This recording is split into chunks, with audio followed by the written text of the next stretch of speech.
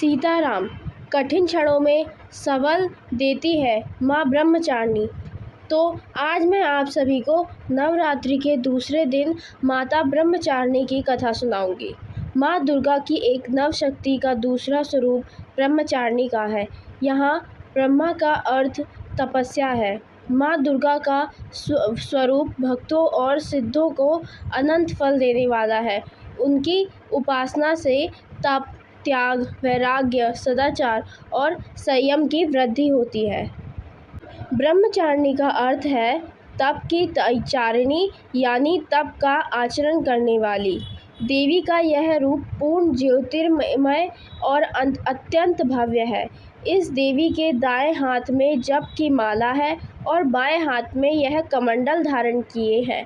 पूर्व जन्म में इन देवी ने हिमालय के घर में पुत्री के रूप में जन्म लिया था और नारद जी के उपदेश से भगवान शंकर को पति रूप में प्राप्त करने के लिए घोर तपस्या की थी। इस कठिन तपस्या के कारण इन्हें तपश्चारिणी अर्थात ब्रह्मचारिणी नाम से अभिहित किया गया। 1000 वर्ष तक इन्होंने केवल फूल फल खाकर बिताए और 100 वर्षों तक केवल जमीन पर रहकर साग पर निर्वाह किया। कुछ दिनों तक कठिन उपवास रखे और खुले आकाश के नीचे वर्षा और धूप के घोर कष्ट सहे। 3000 वर्षों तक टूटे हुए बिल्वपत्र खाए और भगवान शंकर की आराधना करती रहीं।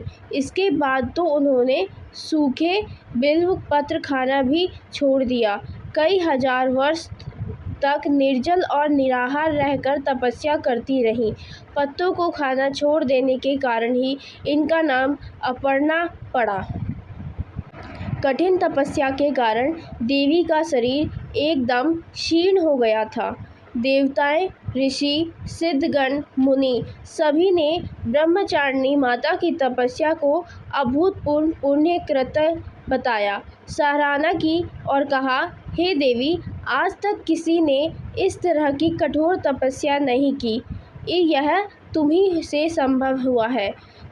तुम्हारी मनोकामना परिपूर्ण होगी और भगवान चंद्रमौली शिव जी तुम्हें पति रूप में प्राप्त होंगे।